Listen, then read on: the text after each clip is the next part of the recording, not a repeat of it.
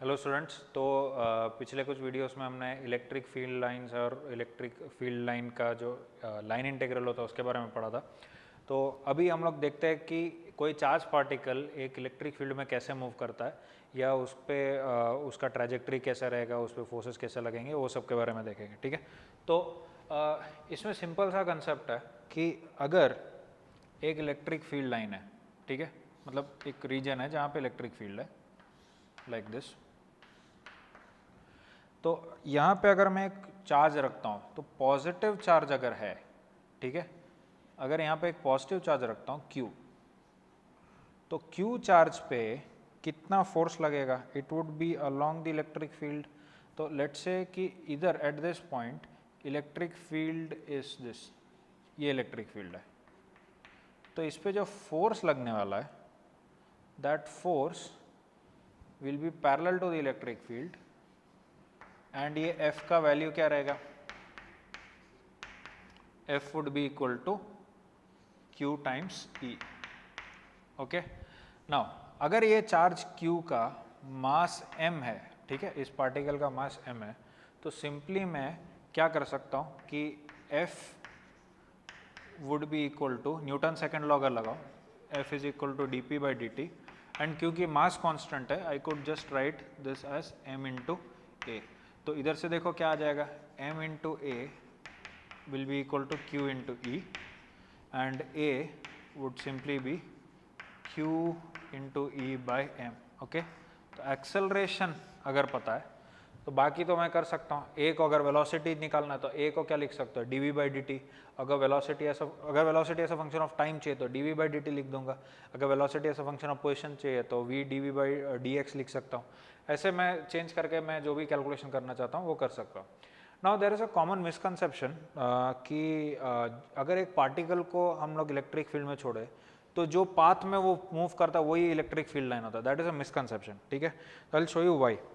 वो मिसकंसेप्शन आता क्यों है? क्योंकि अगर आप एक सिंगल पॉजिटिव चार्ज लो, ठीक है, अगर एक सिंगल पॉजिटिव चार्ज लो तो उस पॉजिटिव चार्ज के पास अगर मैं एक छोटा सा चार्ज रिलीज करता हूँ तो इस पर फोर्स किधर लगेगा? ऐसे, फोर्स ऐसा लगेगा एंड वो मूव भी कैसा करने वाला? ऐसे ही मूव करेगा। तो this line, this particle will move along the electric field line. ठीक है, तो इस केस में तो ठीक है, एक सिंगल पॉइंट चार्ज है एंड उधर अगर मैं एक पार्टिकल को रिलीज करता हूँ तो it will move along the field line. ठीक है, and I am talking about a positive charge. Negative में क्या रहेगा? जस्ट उसका उल्टा डायरेक्शन में जाएगा, दैट्स इट। तो this is a positive charge plus Q। Okay, so it is going to move along this direction. Okay, अगर negative, single negative charge ले लेता हूँ तो सिंगल नेगेटिव चार्ज में इलेक्ट्रिक फील्ड लाइन कैसा रहेगा? ऐसा रहेगा। तो अगर मैं यहाँ पे एक पार्टिकल को रिलीज करता हूँ तो ये भागेगा किधर? माइनस Q पे फोर्स किधर लगेगा? डाउनवर्ड्स, एंड वो इधर जाएगा। ओके, इट विल, सॉरी, इधर अगर मैं प्लस Q ही रखूँ तो इस पे फोर्स इधर लगेगा and it will move downwards. Alright, तो इस केस में तो yes, the particle will trace the electric field line itself, but in case of curved electric field lines वो पॉसिबल नहीं है। इसका रीजन मैं बताता हूँ। अगर मान लो कि इलेक्ट्रिक फील्ड लाइंस कर्व्ड है, ओके, अगर मैंने यहाँ पे एक पॉजिटिव चार्ज को रखा, इधर लेट से एक पॉजिटिव चार्ज को रखा प्लस Q, तो ठीक है, इस पे फोर्स किधर लग रहा है? इस पे फोर्स किधर लगेगा? इस पे फोर्स लग रहा है ऐसे, this would be the force, जिसके वजह से इस पे एक्सेलरेशन किधर रहेगा? Acceleration would be in this direction. Now इस एक्सेलरेशन के वजह से what's going to happen? This particle will gain some speed, एक वेलोसिटी गेन करेगा एंड वो वेलोसिटी गेन करके इधर जब पहुंचेगा, when it reaches somewhere here, तो जैसे जैसे यहाँ से ये मूव करने लगेगा, अगर इसका वेलोसिटी ऐसे है तो थोड़े टाइम बाद देखो इलेक्ट्रिक फील्ड वेक्टर ऐसा हो गया, ये इधर इलेक्ट्रिक फील्ड वेक्टर और वेलोसिटी ऐसा, तो इसका वेलोसिटी इधर भी है, इधर है, और इलेक्ट्रिक फील्ड ऐसा है। तो this is going to move of course in a curved path but not along this line. ठीक है, अगर इस लाइन पे रहना होता तो इसका velocity should be tangential to this path, लेकिन फील्ड लाइन जो है वो इलेक्ट्रिक फील्ड के टेंजेंशियल है। I hope you understood this. इसका हो क्या रहा है कि अगर मैं यहाँ पे एक पॉजिटिव चार्ज को रिलीज करता हूँ तो उस पर फोर्स ऐसा लगेगा जिसके वजह से it will try to move in this direction, और जैसे इधर जाने लगेगा, थोड़ा सा इधर जाएगा तो इलेक्ट्रिक फील्ड का डायरेक्शन चेंज हो गया। समझो इस चीज़ को, अगर एक पार्टिकल एक ट्रैक में मूव कर रहा है तो हमेशा उसका velocity should be tangential to the track, ठीक है, velocity is always tangential to the trajectory. In this case however, जैसे ये यहाँ से यहाँ पहुँचा, इसका वेलोसिटी तो ऐसा है बट इलेक्ट्रिक फील्ड वेक्टर ऐसा हो गया, देख सकते हो। एंड यू नो कि field line would be tangential to the electric field line, sorry electric field vector would be tangential to the field line, ठीक है। सो वेलोसिटी तो उसका टेंजेंशियल हुआ नहीं, मतलब वो उस ट्रैक में नहीं किसी और ट्रैक में जाएगा, okay. So that is a misconception, alright. When you release a very small point charge, it will not trace the field line unless it is due to a single point charge, ठीक है। और एक और case में हो सकता है, that is constant field। अगर constant electric field है तो constant electric field के केस में क्या होगा, अगर मैं यहाँ पे एक पार्टिकल को रिलीज करूँ, इस पे फोर्स हमेशा इस तरफ लगेगा, रिलीज करने पे कोई वेलोसिटी दूंगा तो अलग बात है, तो it will always move in this straight line, okay, and it would be along that electric field line only. इधर जो इलेक्ट्रिक फील्ड लाइन है उसी के अलोंग जाएगा। आई होप यू अंडरस्टूड दिस। अगर फील्ड लाइन कांस्टेंट है, मतलब पैरेलल फील्ड लाइन से, तब उसको ट्रेस करेगा। अगर सिंगल पॉइंट चार्ज की वजह से, तब पार्टिकल उस फील्ड लाइन को ट्रेस करेगा। बट अगर कर्व्ड है तो particle will not trace the field line, ठीक है। जनरल कुछ बुक्स में वो लिखा रहता है, ऑलराइट। नाउ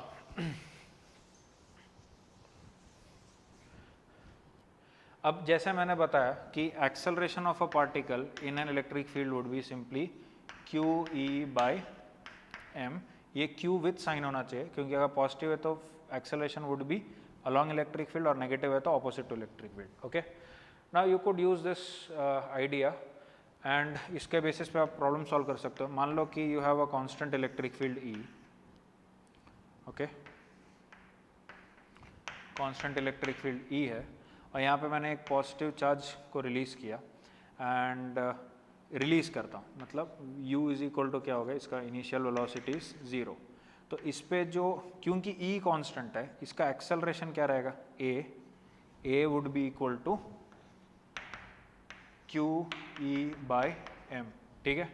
एंड ये t इज इक्वल टू 0 पे रिलीज़ किया, थोड़े टाइम बाद ये जब इस पे फोर्स लगने की वजह से इधर जा रहा है, तो इसका अगर मैं वेलोसिटी कितना है पूछूं तो कैसे कैलकुलेट करोगे। देख रहे हो कि ये एक स्ट्रेट लाइन में मूव कर रहा है, ये स्ट्रेट लाइन में मूव कर रहा है, तो इसमें एंड द कांस्टेंट, ये देखो ई कांस्टेंट है, मतलब ए कांस्टेंट है एंड एक्सेलरेशन कांस्टेंट हुआ, तो you could use the 3 equations of motion. तो v is equal to U plus A T.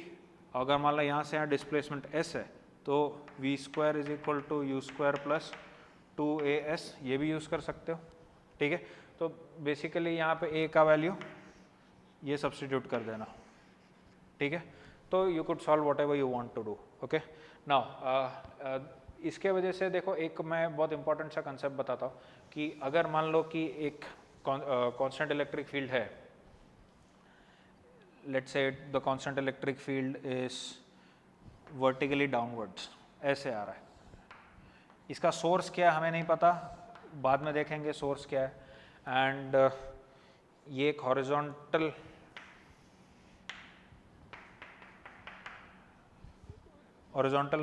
Plate है, और यहाँ पे मैं एक पॉजिटिव चार्ज को, इसका चार्ज है q, मास m, उसको मैं v0 स्पीड दे देता हूँ एट एन एंगल थीटा, ठीक है। तो ऐसे यू कैन एक्सपेक्ट कि ये पार्टिकल कैसे जाएगा, ऐसे मूव करेगा, है ना। एंड ये क्योंकि देख सकते हो पैरेलल लाइंस है, तो इलेक्ट्रिक फील्ड का मैग्नीट्यूड क्या रहेगा, constant, E would be constant here. तो E कांस्टेंट है तो A क्या होगा, A is QE by M which is also constant. तो यू शुड नो, काइनेमेटिक्स में पढ़ा है कि अगर एक्सेलरेशन कांस्टेंट होता है तो there are only 2 possible trajectories, एक कौन सा है स्ट्रेट लाइन और दूसरा कौन सा है पैराबोला। तो स्ट्रेट लाइन या तो पैराबोला, तो इधर से क्लियरली दिख रहा है ये कैसा होगा, पैराबोला होगा। तो इसमें तुमसे बहुत सारी चीज़ें पूछ सकते हैं, ये पूछ लेगा कि इधर टाइम ऑफ फ्लाइट क्या है, या रेंज क्या है, मैक्सिमम हाइट क्या है, ये सब पूछ सकते हो। Now this is similar to projectile that you learned in kinematics, उसमें इसको जो एक्सेलरेशन दे रहा था वो ग्रेविटी था, इधर एक्सेलरेशन कौन दे रहा है, इलेक्ट्रिक फील्ड दे रहा है। तो इधर सिंपली तुमको क्या करना है, just replace g with this. तो अगर तुमको टाइम ऑफ फ्लाइट निकालना है, what was time of flight, 2uy/g, uy मतलब क्या होता है, v0 sin theta by g होता था, इधर g के बदले क्या आ जाएगा, qe/m हो जाएगा। ओके, रेंज क्या होगा, u² sin sin 2 theta by G होता था, तो इधर क्या आ जाएगा, v0² sin 2 थीटा बाई जी के बदले क्या आ जाएगा, qe/m। तो इधर सिंपली क्या करना है, replace g with qe/m। Okay, assuming there is no gravity, अगर हम लोग ये अज्यूम कर रहे हैं ये there is no gravity here, अगर ग्रेविटी नहीं है, if the particle is purely moving under an electric field, तो बस सीधा सीधा जो भी केसेस है जी के बदले क्या कर देना, qe/m लगा देना। ओके, नाउ और कहाँ पे अप्लाई कर सकते हैं इस चीज़ को, you could apply it in pendulum. ठीक है, पेंडुलम के केस में लगा सकते हो। तो पेंडुलम के केस में क्या होगा, let's say this is a pendulum, इस पे charge q, mass m। Okay, now ये कांस्टेंट इलेक्ट्रिक फील्ड है एंड वेरी इंपॉर्टेंटली इधर बोला गया है कि there is no gravity. Okay, there is no gravity. तो इस पे देखो क्या लगेगा इस पार्टिकल पे, इसको मैं क्या करूंगा, g के बदले क्या रिप्लेस कर दूंगा, g के बदले I will just replace it with qe/m।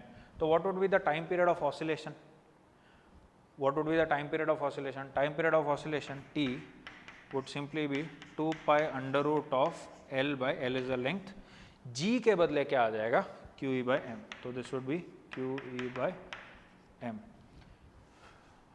Hopefully ये समझ में आया होगा तुम्हें। If you want you could prove this actually, बस g mg फोर्स के बदले क्या फोर्स लगेगा, qe फोर्स लगेगा। एंड जैसे आपने पेंडुलम का टाइम पीरियड कैलकुलेट किया था using torque equation, you could do the same thing, you will get this answer. Okay, now the next question is what if both gravity and electric field are present, gravitational field भी है, electric field भी है। तो if you have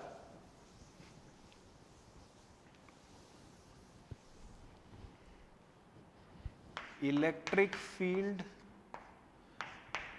plus gravitational field, this is actually wrong, ऐसा plus नहीं कर सकता, ये दोनों अलग क्वांटिटीज है। जस्ट सेइंग कि electric field and gravitational field दोनों है, तब कैसा मूव करेगा, तब कैसे करेंगे। तो इसके लिए मैं एक सिंपल सा कंसेप्ट बताता हूँ, that is called effective acceleration.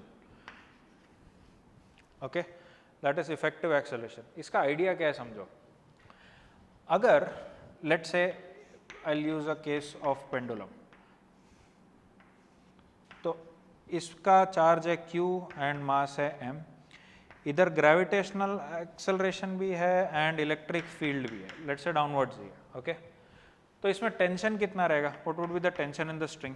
तो इसका FBD बनाओ तो देख सकते हैं कि ऊपर क्या लग रहा है, टेंशन, नीचे क्या लग रहा है, एक तो mg लगेगा और दूसरा क्या लग रहा है, q, mg लग रहा है एंड qe लग रहा है। तो इधर से देख सकते हो कि टेंशन, क्योंकि दिस इज एन इक्विलिब्रियम, तो you could just write T is equal to mg plus qe। Okay, mg plus qe। Now what I will do is I am going to remove या take m as common, तो m common निकाल लेता हूँ। तो m common निकाल के देखो क्या मिलेगा मुझे, g प्लस qe/m, देख सकते हो। नाउ इसको मैं इस सिचुएशन को इंस्टेड ऑफ थिंकिंग कि there are two fields, what I will do is कि मैं बोलूँगा कि there is one common acceleration, एक ही कॉमन एक्सेलरेशन है। इमेजिन करते there is effective gravity, effective gravity या इफेक्टिव एक्सेलरेशन को मैं बोल देता हूँ it is g plus qe/m। तो g प्लस qe/m बोल दूंगा तो सीधा सीधा मुझे क्या करना है, मुझे ये सोचना है there are not two fields, दो फील्ड्स नहीं सोचना है मुझे बस ये सोचना है कि there is only one field जिसके वजह से एक्सेलरेशन a इफेक्टिव है, तो टेंशन सिंपली क्या रहेगा, इधर क्या रहेगा टेंशन T और नीचे क्या रहेगा m टाइम्स A इफेक्टिव। तो T would be equal to what, m into A effective and you would get the same answer. तो मतलब कितना आएगा m into G plus Q E by M. तो this is a trick, problem solve करने का एक trick है। कैसे हम लोग सॉल्व करेंगे इसमें, what we will do is कि when there is electric field as well as gravitational field, दोनों है अगर साथ में, तो करेंगे क्या कि we'll find the effective acceleration. Effective acceleration का सिंपल सा फॉर्मूला क्या कर सकता हो कि it would be equal to G vector, G का जो भी डायरेक्शन, जी का ऑब्वियसली डायरेक्शन क्या है downwards, plus Q E by M. And बस क्या करना है, ग्रेविटी के बदले इससे रिप्लेस कर दो, दैट्स इट। ठीक है, just replace gravity with A effective. ऐसा सेम चीज तुमने कहाँ देखा होगा, न्यूटन्स लॉज ऑफ मोशन में देखा होगा, जहाँ पे मान लो लिफ्ट में एक पेंडुलम लगा के एक्सेलरेट करते तो टेंशन चेंज हो जाता है। इफ इट एक्सेलरेट्स अपवर्ड्स तो उसको m इंटू जी प्लस ए हो जाता है और g प्लस ए को इफेक्टिव एक्सेलरेशन ले लेता है। The same concept applies here. तो इलेक्ट्रिक फील्ड और ग्रेविटेशनल फील्ड है, तो you need to find the effective acceleration, and what is the effective acceleration, g plus Q E by M. तो let's look at some of the applications here. Let's say कि basic सा एक application देता हूँ। Let's say this is a pendulum and I want you to find the tension, या फिर time period calculate करते हैं। अगर ये ग्रेविटी डाउनवर्ड्स है एंड इलेक्ट्रिक फील्ड अपवर्ड्स है, ठीक है, you need to find the time period. तो टाइम पीरियड कैलकुलेट करने के लिए सिंपल सा चीज़ क्या है, मैंने क्या ट्रिक बताया कि you need to find the effective acceleration. Effective acceleration का फॉर्मूला क्या है, A effective is equal to G vector plus Q E by M. ठीक है, A effective is equal to G vector plus Q E by M. Now can you see that G and E are opposite to each other? So simply by magnitude, A effective would simply be what? G minus QE by M. Okay? तो time period क्या होगा बोलो? Time period would be 2 pi root of L, L is the length, by A effective. Okay? A effective कर देंगे, जी के बदले ए effective लिख देंगे, मतलब क्या हो गया time period 2 pi under root L by G minus Q E by M. Now इधर एक चीज नोटिस करना, this is valid only if G is greater than Q E by M. तो यहाँ पे एक वैलिडिटी लिख देते हैं, this is only valid if G is greater than Q E by M. Now my question is what would happen if G is less then Q E by M. अगर Q E by M is less than G, तो ये pendulum उल्टा हो जाएगा, इस पे force, electric force ऊपर की तरफ ज्यादा लग रहा है, तो ये पेंडुलम कैसे हो जाएगा, this would be like this, ये फ्लिप हो जाएगा और ये वर्टिकली अपवर्ड पेंडुलम होगा और ये ऐसा ऑसिलेट करेगा ऊपर की तरफ, समझ गए, क्योंकि ग्रेविटी को काउंटर करके वो फोर्स लगा रहा है। तो इसका time period in this case would be what, 2 pi root of L by Q E by M minus G. समझ गया क्यों, क्योंकि इधर देखो क्यू ई ऊपर, नीचे की तरफ M G, and Q E is greater than that. Okay, and third case क्या हो सकता है, I could ask you what if G is equal to Q E by M.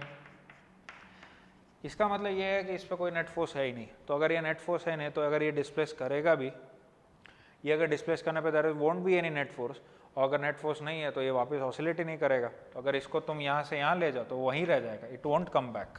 Okay, तो here time period is theoretically infinite. क्यों, pendulum को इस point से इस पॉइंट लेके गए तो वापस ही नहीं आ रहा, तो थियोरेटिकली इन्फिनाइट टाइम लग रहा है उसको वापस आने में। ओके, तो that's the case. Now what if electric field was horizontal. Electric field अगर हॉरिजॉन्टल होगा तो क्या होगा, मान लो इलेक्ट्रिक फील्ड ऐसा है एंड ग्रेविटी ऐसा है, तो ए इफेक्टिव क्या होगा, ए इफेक्टिव वेक्टर फॉर्म में क्या रहेगा, ए इफेक्टिव वेक्टर फॉर्म में G vector plus Q E by M. तो इसको इन दोनों वेक्टर्स को अगर ऐड करता हूं तो देखो कैसा कैसा रहेगा। एक तो ये अपना जी वेक्टर हुआ, ये हुआ जी वेक्टर। अगर ई वेक्टर ऐसा है तो Q E by M vector कैसा रहेगा? ये होगा Q E by M. Okay, तो इन दोनों का सम क्या हुआ?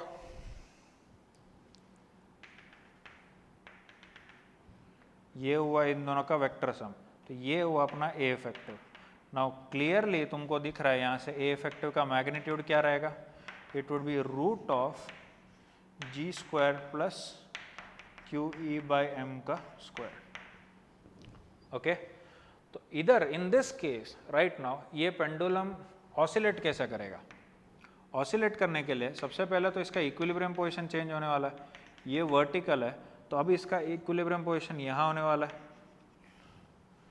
Let's say this angle is theta naught, तो थीटा नॉट है, यहाँ पे क्या लग रहा है नीचे की तरफ mg, यहाँ पे क्या लग रहा है QE, एंड ये ऐसे ऑसिलेट करेगा इसके अबाउट। ठीक है, पेंडुलम में भी ऐसे ऑसिलेट करने वाला है। अब एंड ये क्या हो गया टेंशन T, तो इधर से देख सकते हो ये भी थीटा नॉट रहेगा, तो you could see that this T sin theta naught is equal to QE and T cos theta naught is equal to mg। तो यहाँ से डिवाइड कर रहे हो और tan इनवर्स लिख दो तो थीटा नॉट तो मिल गया, tan inverse QE by mg। ठीक है, तो tan inverse QE by mg मिल गया हमें। तो इधर से ये पता चल गया कि इसका इक्विलिब्रियम पोजीशन क्या रहेगा। It is not vertical anymore, अभी इक्विलिब्रियम पोजीशन कुछ ऐसा रहेगा। ये कौन सा केस में होता है वो याद है? अगर कार में रख के कार अगर मूव कर रहा है तो पेंडुलम एक एंगल पे आ जाता है, तो उसके अबाउट वो ऑसिलेट करता है। तो उधर QE के बदले कौन आ जाता था? सूडो फोर्स MA आ जाता था। ठीक है नाउ, तो ये तो अभी हमने क्या कैलकुलेट किया? We found out the equilibrium angle. Now इसका टाइम पीरियड क्या रहेगा? सिंपल रहेगा, time period would be time period क्या रहेगा?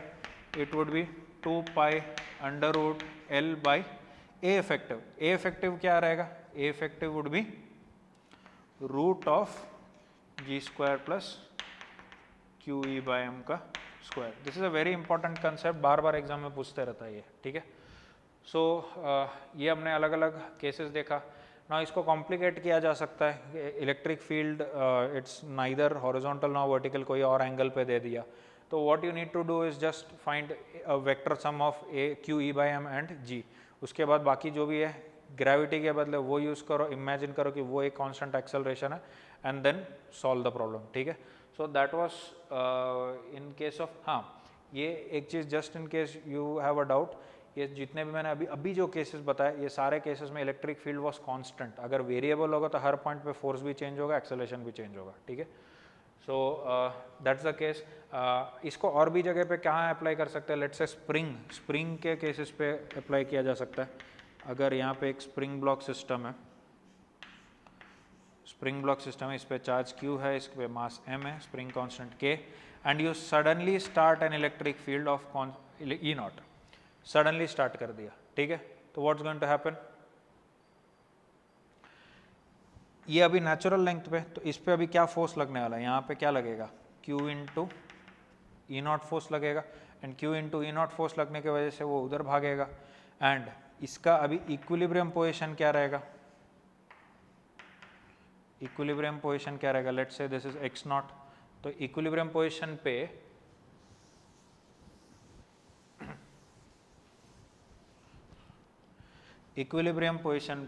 kx naught will be equal to QE। इधर क्या लग रहा है? This is QE and this is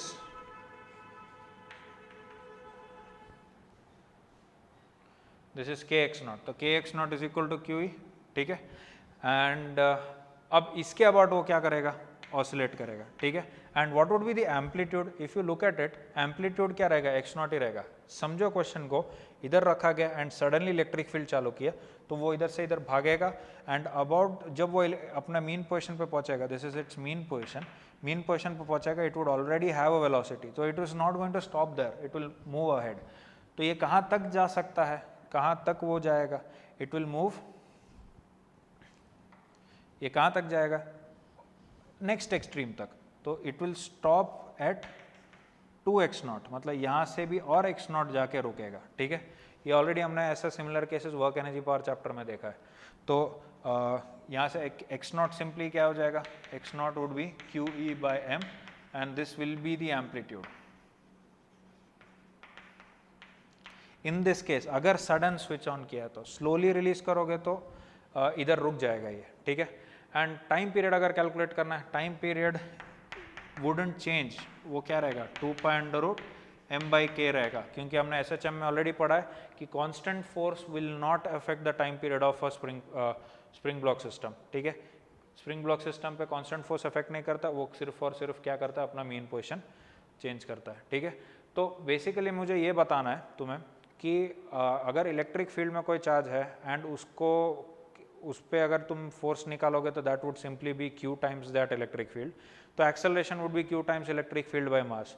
बाकी पूरा मैकेनिक्स है जो तुमने 11th स्टैंडर्ड और 12th स्टैंडर्ड में जो पढ़ा है, 11th स्टैंडर्ड में जो स्पेसिफिकली मैकेनिक्स में पढ़ा है, उसमें एक फोर्स के बदले QE लिख के कैसा भी प्रॉब्लम बनाया जा सकता है। It could involve rotation, centre of mass का कंसेप्ट, कॉम्प्लिकेट करने के लिए कुछ भी कर सकता है, okay. So the basic idea is you need to find the force then the acceleration, and बाकी का जो भी केसेस है वो पूरा मैकेनिक्स है, alright. So that's it, thank you.